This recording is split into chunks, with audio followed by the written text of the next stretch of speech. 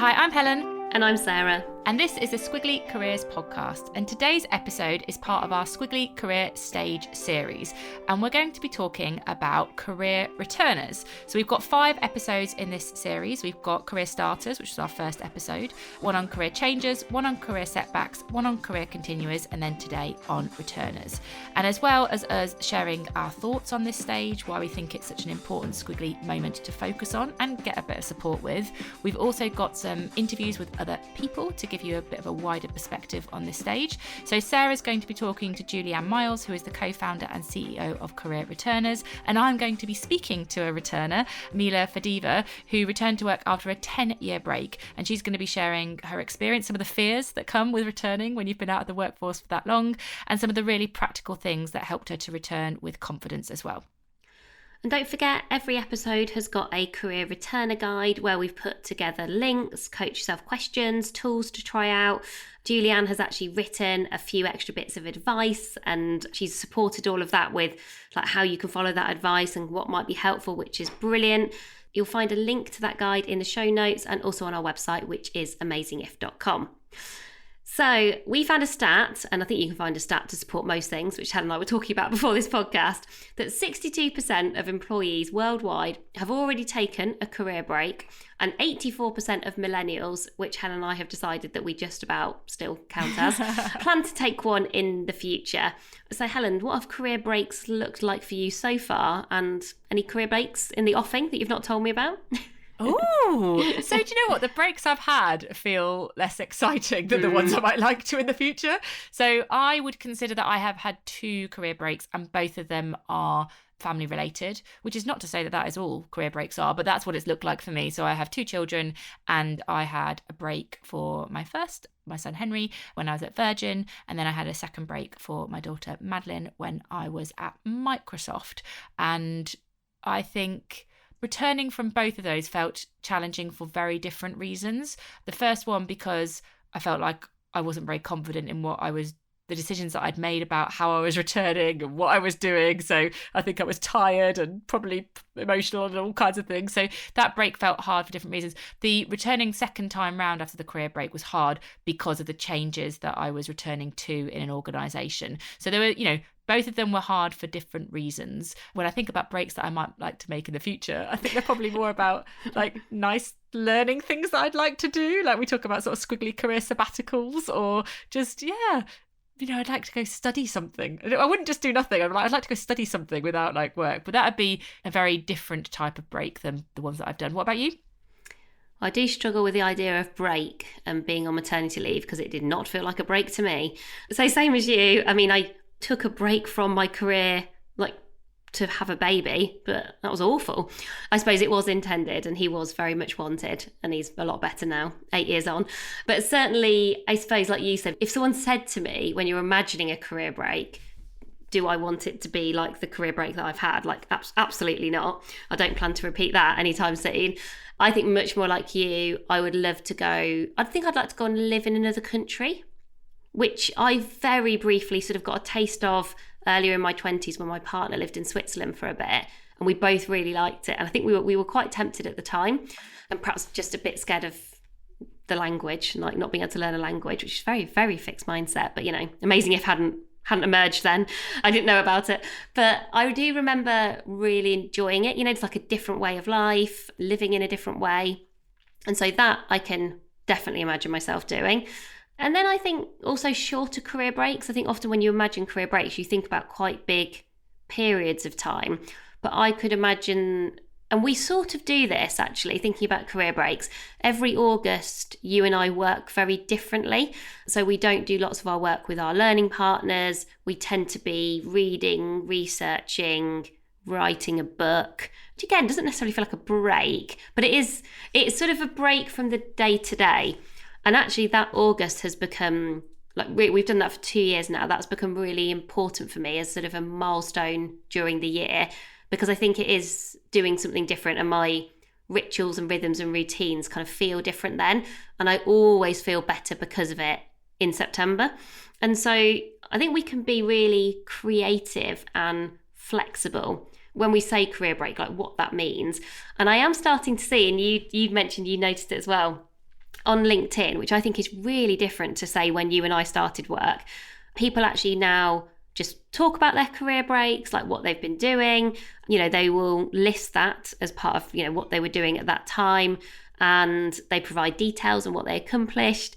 And I just think at one moment that when everything was very ladder-like, the idea of a career break just felt so unacceptable and something to hide. Like, oh, well, why have you got a gap? Like, what were you doing? Like, oh, you can never leave a job without another one to go to. It was such like an assumption around like how work worked. So I love reading those things now, because you just go, well, for some people, they're taking career breaks because they might be unexpected caring responsibilities. Some people might be making a choice, like you say, to learn and kind of do something different. But I always find that really reassuring when people can just share much more openly, like what they've been doing at different moments during their squiggly lives, not only their squiggly careers. So best case scenario, a career break can be a differentiator. It creates a bit of a squiggly career story. It might help you to develop new skills. Worst case scenario, a career break can feel hard for you to return from, and it can feel quite difficult. And we were looking at something around the career break penalty, where it said 92% of professionals find it challenging to return to a professional role after a long career break. So that's, the vast majority of people in the current workforce find it hard to come back after a long break.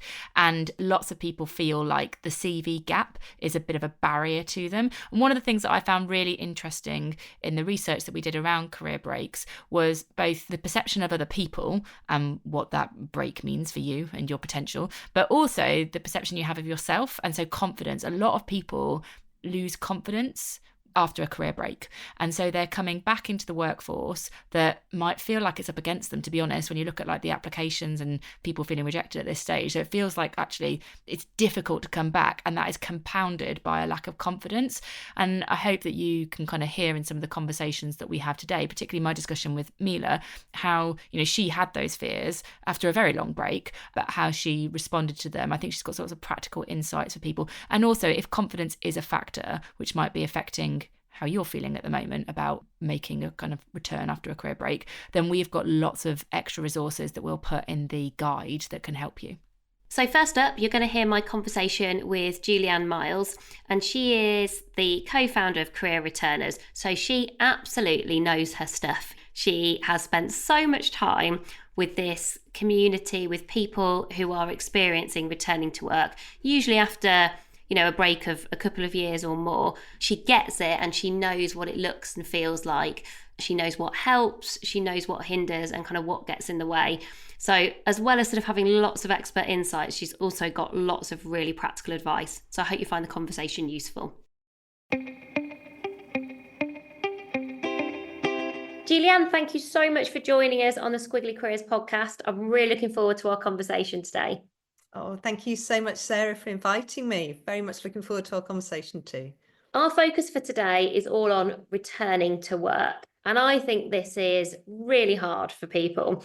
There are lots of barriers. It can feel really daunting where, you've not worked for a while for whatever reason. And then you're now in this position of thinking, actually, I do want to go back to work. It can feel really unfamiliar, and people can feel really out of the loop. And you've been working with communities of returners for a while now. You've got a lot of expertise in this area. What gets in the way the most? Because I can think of so many different challenges, but I'm like, well, what's the biggest challenge, I guess? The biggest one, and the one that comes up most frequently, is a loss of confidence. We found in our Career Returners indicator last year, 89% of returners said that their confidence had taken a big hit. And I think what's interesting about confidence is it's this aspect of a sense of yourself as a competent professional that gets lost and eroded. So it's not, I've lost confidence in my everyday life, but it's, do I believe I can do what I did before? And that's where we hear these questions from returners. Am I too old? Have I been out too long? Am I even employable? Underpinning all of that is a loss of confidence. So I think that's the biggest one, and that's virtually ubiquitous. I think the second one is feeling really disconnected from the working world and feeling that things have moved on so much. I don't even know how to get out there and apply for a job. Never mind, I've got to decide what I want to do. I've got to decide how to get there. So many challenges involved in that. What comes up is the loss of networks and this sense of feeling isolated. So I think that's another bit, the lack of feeling of support there. Where do you sort of prompt people to start? Is it just start applying for roles? Is it start having conversations? Like, how do you kind of start to nudge your way back into this? I think the what not to do is don't start immediately, get out there applying for roles. What works better initially is to, first of all, build yourself up from a mindset perspective.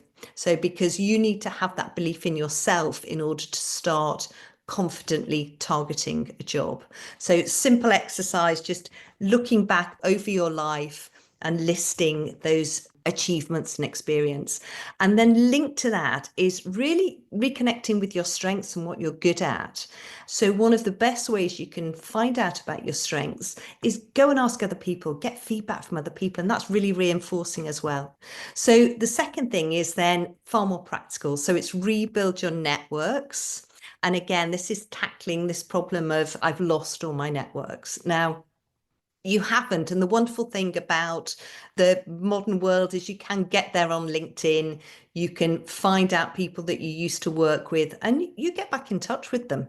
And it's a little bit daunting at first, but the more you do that and the more you talk to people and the more you say, I want to get back to work, this is what I'm thinking about doing, the more likely you are to find opportunities out there. And do get support, get support from friends, from family, from other returners. Don't try and do it all on your own. What would you recommend to people returning around sort of, if they do feel out of touch with technology and AI, is it you've just got to have a go, like have a play, or is there anything else that kind of I might be missing?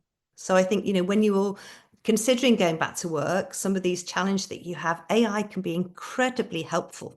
So it's just asking simple questions, starting to put in some information about the types of thing you're looking for, see what feedback you get, using it to clarify your transferable skills.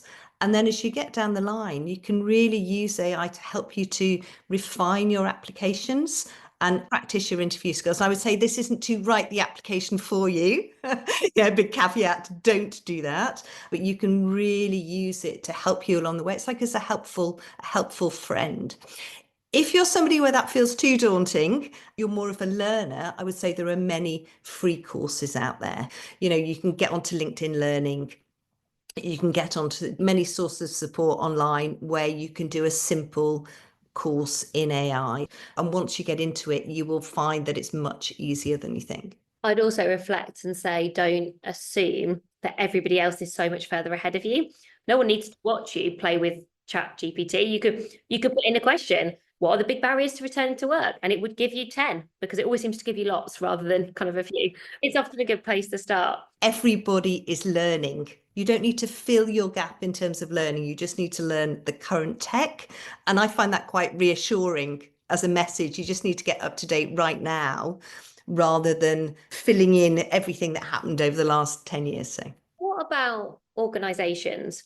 Have you found over the past few years that now organisations are much more receptive to people returning to work? Because I guess from a distance, these people could be seen to be more high risk. They're not in it right now. And so it's not hard to imagine the barriers that people might see when you see a CV where you're like, oh, somebody's not worked for the past 5 or 6 years. I'd just be interested to know kind of what you've observed there. The world is changing and there are still barriers and biases out there. So I think there's good and bad news here. There are still strong biases in mainstream recruitment against people who have a big CV gap. You can be seen too often as a risky candidate, somebody who can't hit the ground running. And again, this is the downside of a lot of the technological advances, is you can be screened out by automated systems just simply because you don't have recent experience. So that's the downside. And I think it's important for people to be aware of, because that feeds into some of the reasons why if you just get out there and apply for jobs online, you very rarely hear back. So that's the bad news. The good news is that more and more employers are recognizing what returners can bring. This is beyond we will ignore the CV gap, and more we will value the maturity, the sort of fresh perspective, the motivation that returners bring, together with all those skills from before and during their career break. And that's why, so at Career Returners, we've worked with over 180 employers to bring returners in a supported fashion back into organisations. So this is very much targeting returners as a great talent pool who can really offer something special to an organisation. So I think as a starting point for somebody coming back, it's worth looking at those employers who are really proactively targeting returners, because you know that they will have really aimed to lower those barriers against you when you're coming in as a returner candidate. How long does it typically take for people to, from maybe that moment where they're like, I'm going to return to work? I don't know, is it like a year, or is it just so different depending on obviously what people want to do? But I'm imagining it's not quick. Typically, it takes longer than people think. It does partly depend on whether you want to go back to exactly what you did before, Yeah. or whether you are thinking about a pivot or a complete career change. And tied in with what you just said there about career change taking longer than people think, I think by the time you're combining career change with returning to work, you do need to recognize that there's quite a journey there involved, and not hold yourself back by aiming for perfection straight away. So I think the main thing is to start to take action towards where you want to go, and to be a bit more creative in your job search. So I think not just, sitting behind your laptop and applying for hundreds of jobs online and getting very, very disillusioned because you don't get anywhere. We do find that large numbers of returners get their jobs through network contacts. Yeah. And obviously that takes a bit of time. There are moments in your squiggly career, I think, where spotting what kind of good enough is great. You're like, what does that look like? This is actually good enough for now. This doesn't have to mean that this is what I'm going to do forever. And I really remember a mentor once saying to me, oh, like, never forget, your next job is not your last job. And I found that really helpful. You've got to move from thinking into doing. There's got to be that kind of transition, I guess, to help you move forward. Yeah, and I think as well to see it as a bit of an exploration phase. And I think particularly if you've had a very long career break, Yeah. you are easing yourself back in. And that's where things like, taking on skilled volunteering roles as a stepping stone can be helpful if you've had a long career break. But also just getting out there, maybe you try and find a project role, you step yourself back into the world of work. And I think that it helps with your confidence building, it helps with your network building, and also helps you to think, have I changed what I want at this phase of my life? Because that's where a career break is a fantastic opportunity. We've talked a lot about the challenges, but actually you've stepped off the career ladder, and it's one of those rare moments in life you can think, what do I want to do with the rest of my life? Who has what I want changed? Have my motivations changed? Has my life as a whole changed? So what I want from work-life balance has changed, or have my values changed, or not? Or am I actually just super excited to get back to what I did before, or anywhere along that spectrum? But, this is a chance. This is a chance for you to either do something different, or to really re-establish and get very motivated about picking up where you left off. We spoke beforehand about all of the kind of different resources that are available for people, and people's journeys returning are really quite individual, just like all squiggly careers are really individual. But if people are listening now and they're like, right, where can I go to get started, to kind of find out more, where do you want to point people to? First point of call, I would say, is get to careerreturners.com. And we run a pay if you can community. So we want to make that accessible to everybody. It's very low cost to join, but if you can't afford it, then it's free of charge, and you can come in and get a wide range of support. We want every returner to feel as you're not alone out there. We're here to support you at Career Returners, but also there is a fantastic source of peer support. And what is really heartwarming is we always see how returners will support each other. So we have a Career Returners podcast. Again, that really is helpful for that sense of it's possible. You hear other people's stories, it brings it to life. And yeah, we've got a Cisco Academy where you can find some free training courses. So we've got a wide range of resources, but also in there signposts to other, and it might be books to help you build your confidence, or it might be organizations who are job sites for family friendly working. So there's a whole range of other resources that you can find via our website and our community. That sounds great. Thank you. And our final question, which I always ask all of our guests, partly because I'm curious/nosy, with your kind of experience in mind and your experiences of your kind of squiggly career, if you were going to leave our listeners with your best piece of career advice for everyone listening, what would it be? The most important thing is to value yourself and value what you can bring to an employer, and recognize that all the skills, the experience from life, from work, from study that you've built up during your life makes you special and unique, and you can bring something really, really valuable. And I think that's incredibly important for returners, but important for everybody out there who is looking for work. So value yourself is my top tip. So Julianne, thank you so much for joining us on Squiggly Careers podcast today. I've learned a lot from listening to you, and also I feel reassured that we are making work and careers better for everyone, wherever you are in your squiggly career. So thank you. Oh, thank you, Sarah. It's been a pleasure.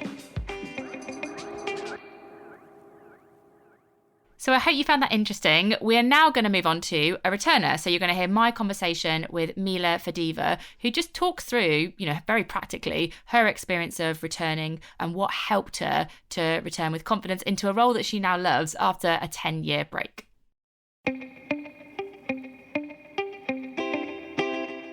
So Mila, welcome to the Squiggly Careers podcast. Thank you, Helen. Hi. To just start with, can you share just a kind of high level with us what your personal experience of kind of returning in your career has looked like? Very hectic. It was very hectic, and I didn't expect it to go this well and this quickly, just to be honest with you. I actually had a 10 years career break, which is like a super long time. Not many career returners have that. I come from very competitive corporate world. I used to work in the process excellence department in Maersk Line, the largest container shipping company in the world. And with the corporate world, you get all those exciting opportunities in projects all around the world. You can participate in those. You can cherry pick what you actually like to do. But the bonus that is actually a downside is super long hours, super high pressure, and you're always rolling in it. And it's impossible to start family. So I started my family, and we had an agreement with my husband. So he built his career first. I'm staying at home, I'm raising our son. And then whenever I'm ready, whenever our son goes to school, not even nursery, school, I'll jump in and I'll start my career again. And that was my biggest fear, to not be needed, to just show up and realize that my skills are out of date, that I'm not good enough. That was my biggest fear, and that's something that I noticed that many career returners have. With the women returners, there was a group of us. It's been 3 girls actually, and we all shared the fears and the ups and downs and everything like that. That was the biggest fear for many of us, just to not be enough, to not fit in, and to not be able to create that rapport, that new routine. When you're at home, you're doing whatever you like. You're technically not bound to any schedules, timings, or anything else.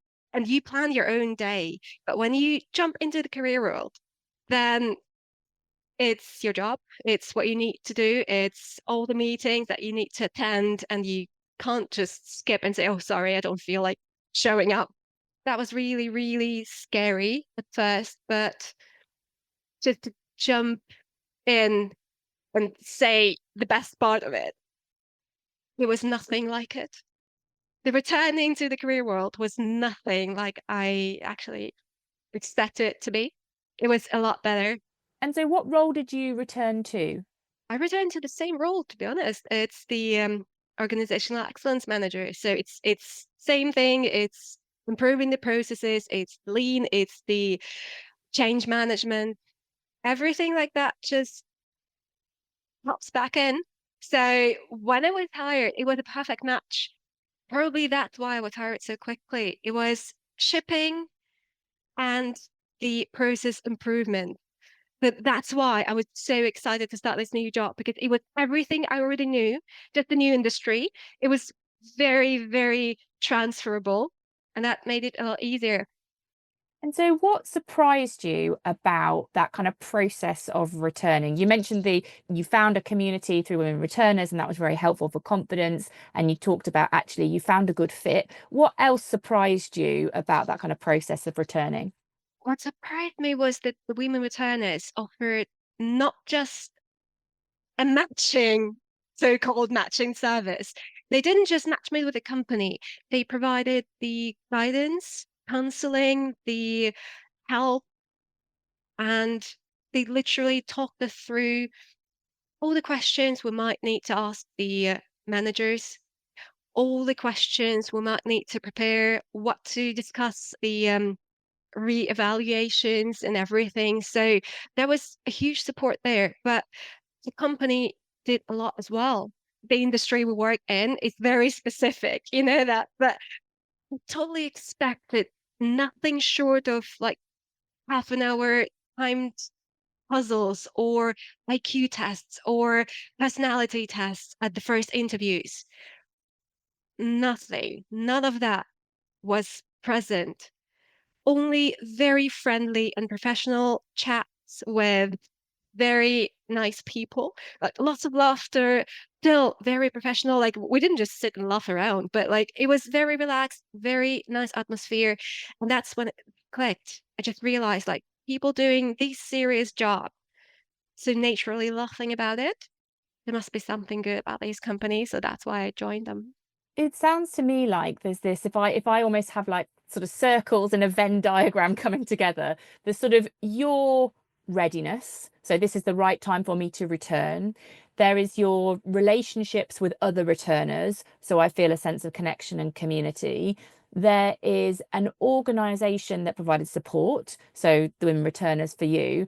And then there is an organization that's open to returners, almost like these four things that come together to create a really positive experience for somebody who wants to return to the workforce after. I mean, for you, it was 10 years. For other people, it might be shorter, but they're quite significant elements. I wondered obviously, I know that you found that community, you found women returners, but for somebody else who might not be connected to that community, just independent of that, what would your advice be for someone who is thinking, I've been out of the workforce, I want to return, I'm feeling the fears that you talked about, they're kind of in front of you now and you're giving them your advice. What would that advice be?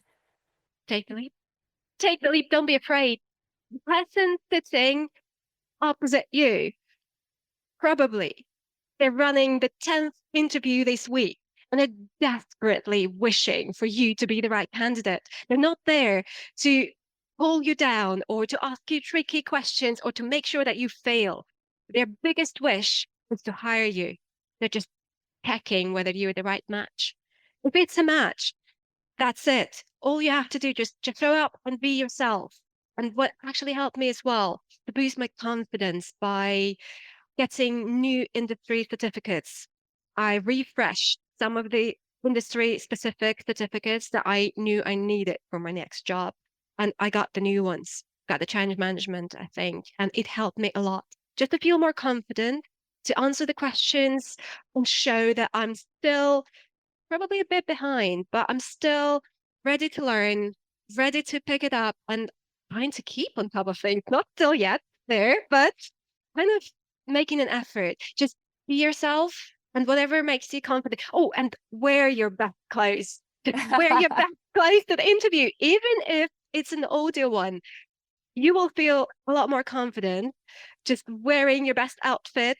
It will help you find the right answers and go with the flow. You'll be successful. I'm wishing that for anyone who's actually just returning to work, whoever is thinking about it, and whoever is literally just in the process of taking a career break, you'll be fine. I promise. Oh, Mila, thank you so much. Congratulations on your return, all the things that you're achieving, and thank you for sharing your insights with our audience too.